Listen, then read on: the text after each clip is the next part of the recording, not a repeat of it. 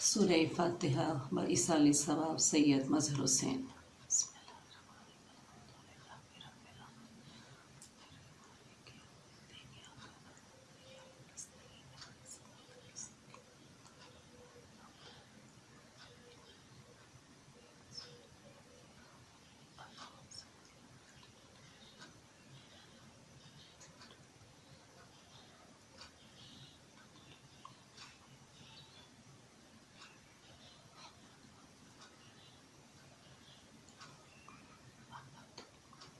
بر محمد و آل محمد صلوات، اللہم صلی علی محمد و آل محمد وعجل فرجہم اجمعین۔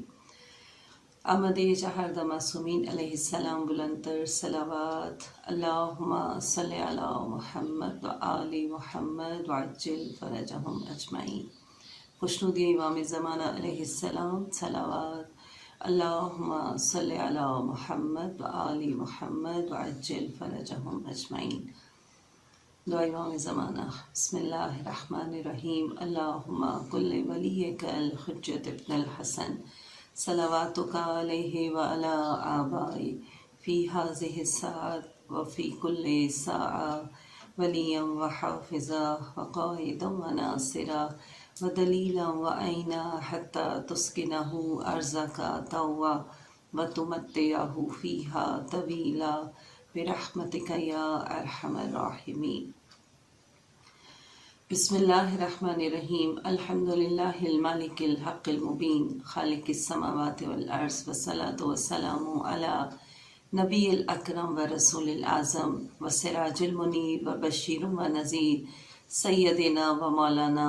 ابی القاسم محمد، اللہم صلی علی محمد و آل محمد وعجل فرجہم اجمعین۔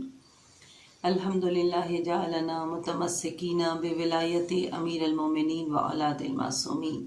صلی اللہ علی عالم المکین علی ابن ابی طالب و بفاطمۃ الزہراء سیدۃ النساء العالمین و بالحسن زکی عصمت المتقین و بالحسین اکرم المستشہدین و بعطرتہ المظلومین و بعلی ابن الحسین زین العابدین و بمحمد ابن علی قبلۃ الاوابین و بجعفر ابن محمد اصدق الصادقین و بموسیٰ ابن جعفر مظہر البراہین و بعلی ابن موسیٰ ناصر الدین و بمحمد ابن علی قدوۃ المہتدین و بعلی ابن محمد ازہد الزاہدین و بالحسن ابن علی وارث المستخلفین و بالحجت منتظر المہدی علی خلق اجمعین صلوات، اللہم صلی علی محمد و آل محمد وعجل فرجہم اجمعین۔ بسم اللہ الرحمن الرحیم۔ انا للہ و انا الیہ راجعون۔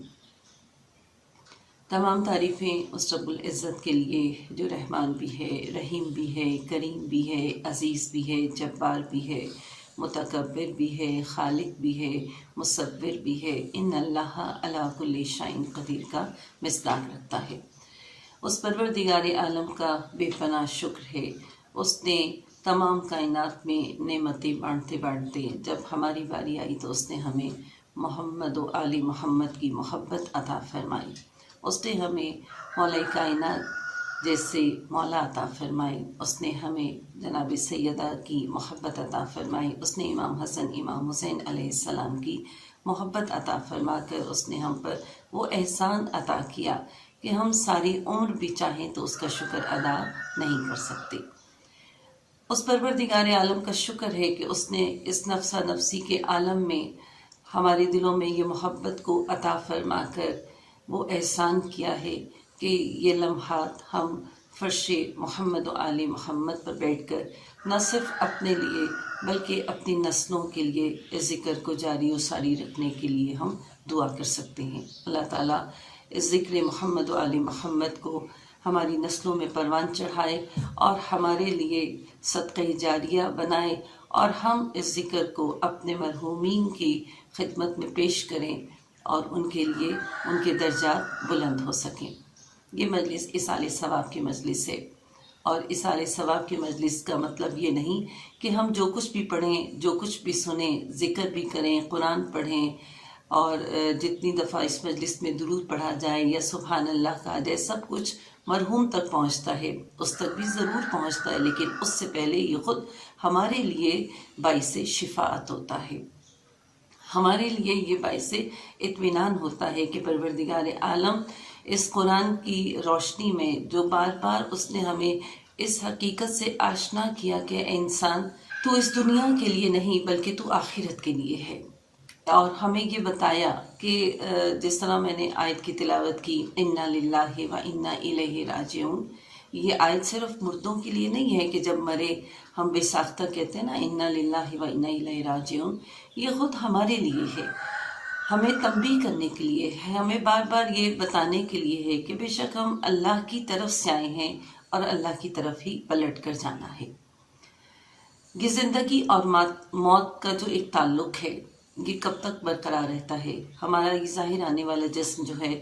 اس کے اندر اللہ نے ایک روح پوشیدہ کی ہے، اور اس روح کا کمال کیا ہے کہ جب تک ہمارے جسم کے اندر یہ روح موجود ہے، ہم تمام کام، تمام امور سر انجام دیتے ہیں۔ آنکھیں ہیں، اس سے دیکھتے ہیں، کان ہیں، اس سے سنتے ہیں، زبان ہے، اس سے ذائقہ محسوس کرتے ہیں، ناک ہے، اس سے اسمیل محسوس کرتے ہیں، ہاتھ پاؤں سے اپنے زندگی کے امور میں کام لیتے ہیں، مگر جب اسی جسم سے روح نکل جائے تو مردے میں ہر چیز ہوتی ہے۔ مردہ جب تابوت میں لیٹا ہے تو اس میں کس چیز کی کمی ہے؟ آنکھیں ہیں مگر دیکھ نہیں سکتی، زبان ہے مگر بول نہیں سکتی، نہ ذائقہ چکھ سکتی ہے، کان ہیں مگر سن نہیں سکتے، ہاتھ پاؤں ہیں مگر وہ نہ کوئی چیز اٹھا سکتے ہیں، نہ ان قدموں پر وہ چل کر اپنی قبر تک پہنچ سکتا ہے۔ تو کمال کیا ہے؟ روح کا کمال ہے۔ جب تک روح تھی انسان زندہ تھا، اس زندگی گزارتا تھا، زندگی کے امور سر انجام دیتا تھا، مگر اسی جسم سے جب روح نکل جاتی ہے تو انسان بیکار ہو جاتا ہے اور پھر اسے دفنا دیا جاتا ہے۔ علامہ عقیل الغروی بہت خوبصورت بات کہتے ہیں، کہا دین اسلام بھی ایک جسم کی مانند ہے اور اس کی روح جو ہے وہ ولایت علی ابن ابی طالب ہے۔ جب تک اسلام میں اس کی روح موجود رہے اسلام زندہ رہتا ہے، لیکن اس میں سے روح نکل جائے تو پھر وہ اسلام مردہ ہو جاتا ہے، پھر وہ زندہ نہیں ہوتا، جس کو محسن شہید نے اپنے کلام میں بہت خوبصورت کہا کہ یہی وہ ہستیاں ہیں کہ جب ہمارے اپنے، ہمارے بھائی، ہمارے بہن، ہمارے ماں باپ، ہمارے عزیز و اقارب ہمیں غسل و کفن دینے کے بعد قبر میں دفنا آتے ہیں، کوئی پاس نہیں بیٹھتا، سب چھوڑ کر آ جاتے ہیں، لیکن یہی امام ہمارے لیے، ہماری بخشش کے لیے، ہماری شفاعت کے لیے، ہماری دل جوئی کے لیے تشریف لاتے ہیں۔ اور آپ نے اپنے خوبصورت شعر میں کہا، محسن میری لحد میں وہ منظر عجیب تھا، محسن میری لحد میں وہ منظر عجیب تھا، جب میں نے خود علی سے کہا یا علی مدد۔ پروردگار عالم ہم تمام مومنین مومنات کی قبروں میں امام ضرور ضرور انشاءاللہ تشریف لائیں اور ہمارے لیے بخشش کا سامان کریں۔ رسالت امام حضرت محمد مصطفیٰ صلی اللہ علیہ وآلہ وسلم، آپ کے دور میں جب آپ کے ایک قریبی صحابی سعد بن معاذ کا انتقال ہوا اور پتہ چلا کہ اس کا انتقال ہو چکا ہے، تو رسول خدا بہت تیزی سے ان کی جنازے تک پہنچے اور بہت زیادہ ان کے قریب رہے اور ان کے لیے بہت کچھ پڑھا، اپنے ہاتھوں سے غسل دیا،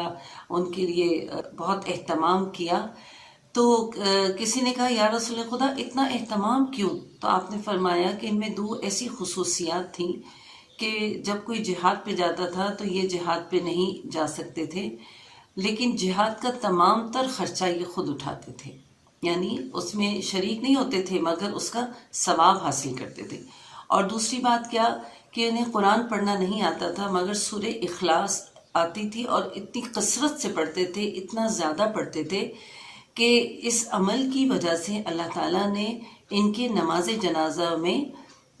70,000 ملائکہ کو نازل کیا ہے کہ جو ان کی نماز جنازہ پڑھیں۔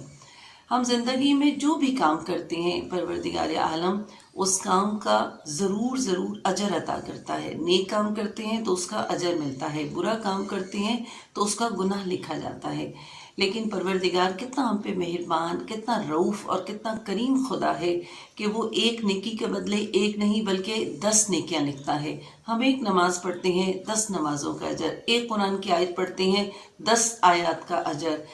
ایک ہم کسی کی مدد کرتے ہیں 10 غریبوں کی مدد کا اجر مل جاتا ہے۔ ہم ایک نیک کام کرتے ہیں تو پروردگار عالم اسے بدل کر 10 میں، اور جتنے خلوص اور جتنی خاموشی اور جتنے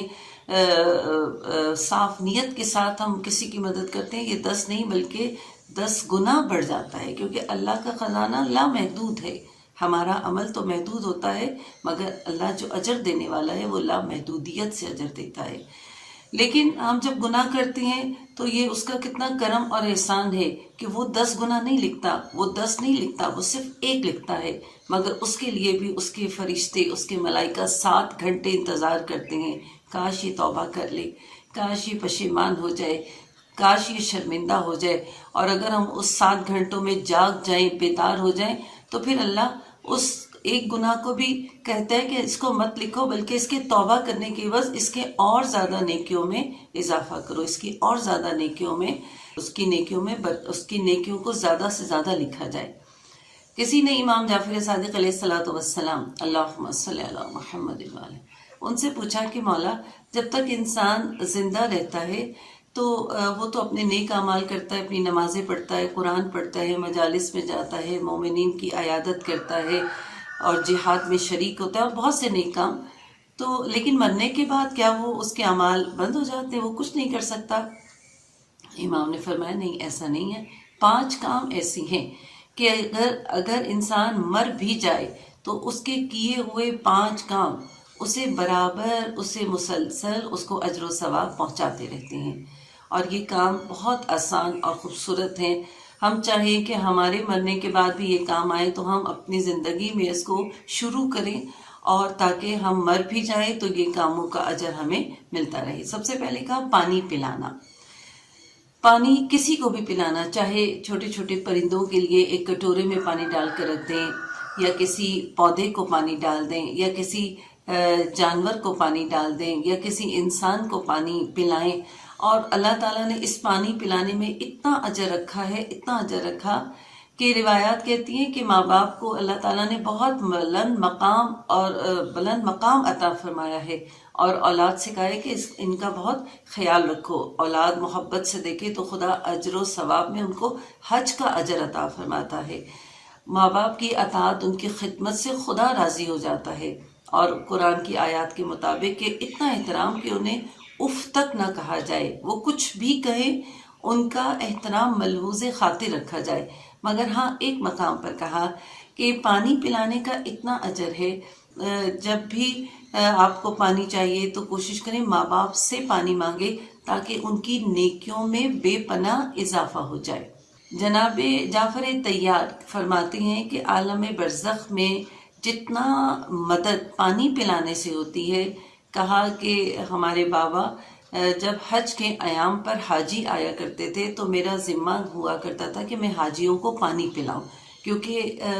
اور میرا جب یہ کام تھا اور میں تمام حاجیوں کے لیے پانی پلاتا تھا اور ان کی پیاس بجھاتا تھا، تو عالم برزخ میں اس عمل نے میری اتنی مدد کی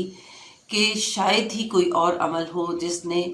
برزخ میں میری مدد کی۔ تو یہ پانی کا ہم اپنے لیے بھی، اور جب ہم پانی پلائیں کسی کو، یا پانی کا ایک پیالہ پودوں کے لیے، پرندوں کے لیے رکھ دیں، یا پودے کو پانی ڈالیں، تو ہم اس کو اپنے مرحوم کے لیے بھی اصالہ ثواب کر سکتے ہیں۔ کتنا چھوٹا سا عمل ہے مگر اس کا اجر کتنا زیادہ ہے۔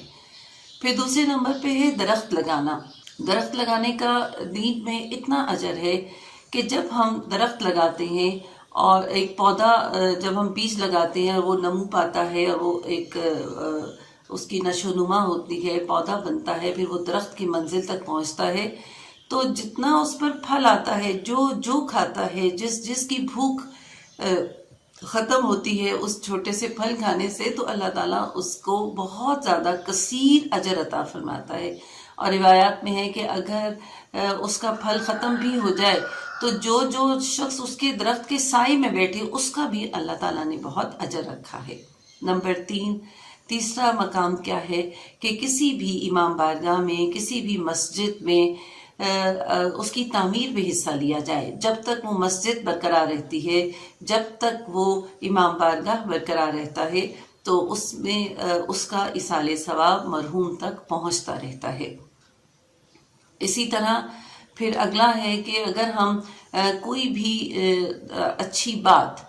چاہے قرآن کی ہو، احادیث کی ہو، اہل بیت علیہ الصلوۃ والسلام کی محبت میں ہو، اور خود اپنے لیے لکھیں، اپنی تنبیہ کے لیے لکھیں، اپنے پڑھنے کے لیے لکھیں، یا تو پھر جب تک وہ پیج برقرار رہتا ہے، جب تک وہ صفحہ برقرار رہتا ہے، تب تک کوئی بھی اس کو پڑھے اس کا اجر و ثواب مرحوم تک ملتا رہتا ہے. اور کہا کہ اگر اللہ نہ کرے اس شخص کو جہنم کی طرف لے جایا جا رہا ہو، تو یہ لکھا ہوا ایک صفحہ اس کے لیے جہنم کے آگے آڑ بن جائے گا، اور یہ صفحہ خدا سے شفاعت کرے گا، اے پروردگار اس نے مجھے لکھا، اور یہ کلام تیرا کلام ہے، یہ کلام تیرے رسول کا کلام ہے، اور اس پر ذکر محمد و آل محمد لکھا گیا ہے، تو یہ صفحہ جو ہے اس کے لیے شفاعت کا باعث بن جائے گا. اور پھر کہا نیک اولاد، اگر نیک اولاد چھوڑی جائے تو وہ جب جب جانماز تک آتی ہے، وہ جب جب قرآن کھولتی ہے، وہ جب جب مجلس میں جاتی ہے، وہ جب جب صدقہ اور خیرات دیتی ہے، اس کو ثواب بھی پہنچتا ہے، اس کے ماں باپ کو پہلا ثواب پہنچتا ہے. جس طرح ایک مشہور واقعہ جس میں رسول خدا صلی اللہ علیہ وآلہ وسلم ایک قبرستان سے گزر رہے تو کہا جلدی جلدی چلو، یہاں فشار قبر ہو رہا ہے. اور تھوڑی دیر کے بعد جب وہیں سے واپس آئے کہا ٹھہر جاؤ اور اس کے لیے فاتحہ پڑھو. پوچھا کیا ہوا؟ کہا اب اس پر رحمت الہی ہو رہی. پوچھا یا رسول خدا خیریت؟ کہا کہ ہاں، آج اس کا ایک بچہ، جب اس کا انتقال ہوا تھا تو اس کا بچہ بہت کم سن تھا، اور آج اس بچے نے قرآن کی پہلی آیت بسم اللہ الرحمن الرحیم پڑھی، تو اللہ تعالیٰ نے اس پڑھے ہوئے ایک آیت کے بدلے سے اس کا فشار قبر ختم کر دیا. تو ہم جب بھی قرآن پڑھتے ہیں، ہمارے لیے اجر و ثواب ہمارے استاد کے لیے، ہمارے ماں باپ کے لیے، اور اللہ تعالیٰ ایک لامحدود اس کا اجر و ثواب شروع کر دیتا ہے. تو پروردگار عالم ہمیں اپنے لیے، اپنے مرحومین کو اپنی زندگی میں یاد رکھنے کی توفیق عطا فرما، اور اس چھوٹے چھوٹے عمل کو اپنی زندگی میں شامل کریں، تو انشاءاللہ ہمارے لیے بخشش یقینی ہو جائے گی. امام سجاد علیہ السلام واقعی کربلا کے بعد جب مدینہ آئے تو بہت گریہ کیا کرتے تھے، بہت روتے تھے. کسی نے امام سے پوچھا کہ مولا، ہم امام حسین علیہ السلام کو اتنا یاد کرتے ہیں، کیا مولا نے بھی ہمیں یاد کیا؟ تو امام بہت روئے، اور رونے کے بعد کہا کہ میرے بابا نے تمہیں 3 موقعوں پر یاد کیا. پہلا موقع کب تھا کہ جب وہ علی اصغر کے معصوم لاشے کو لے کر جب اشقیاء کے سامنے پانی مانگ رہے تھے، تو اس وقت میرے بابا نے کہا کہ اے میرے شیعو، کاش تم آج کربلا میں ہوتے اور دیکھتے کہ میں اپنے کم سن کے لیے کس طرح فوج اشقیاء کے لیے 2 گھونٹ پانی مانگ رہا کہ میرے بچے کی پیاس بجھ جائے. اس وقت میرے بابا نے آپ کو یاد کیا. اور پھر دوسرا مقام کب کہ جب وہ آخری رخصت کے لیے میرے پاس آئے اور میرے شانے کو ہلا کر کہا سجاد اٹھو، اسرار امامت کو سنبھالو. تو اس وقت کہا کہ سجاد جب مدینے میں جاؤ تو میرے شیعوں کو میرا سلام کہنا. اس وقت میرے بابا نے آپ کو یاد کیا. اور تیسرا موقع کب تھا کہ جب بالی سکینہ کو رات کو نیند آئی اور شام غریبہ کی رات تھی، تو وہ بچی اپنے بابا کے سینے پر سونے کی عادی تھی. اپنے بابا کو تلاش کرتے کرتے جب مقتل میں پہنچی تو ایک کٹے ہوئے بے سر لاشے سے آواز آئی ہے بیٹی میرے پاس آ جاؤ. اور جب بچی بابا کے پاس گئی تو جا کر بابا کے جسم سے آواز آئی ہے بیٹی میرے شیعوں سے کہنا کہ جب جب بھی کوئی مصیبت آئے، جب جب بھی کوئی پریشانی آئے تو میری پریشانی کو یاد کرنا. اپنا اور مصیبت میں کوئی مارا جائے تو یاد کرنا کہ ایک مسافر تھا کہ جو مدینے سے نکلا تھا اور کربلا میں شہید ہو گیا، مسافر غربت میں مارا گیا. تو میرے مصائب کو یاد کرنا، ان کی مصیبت کم ہو جائے گی. اللہ لعنت اللہ علی القوم الظالمین.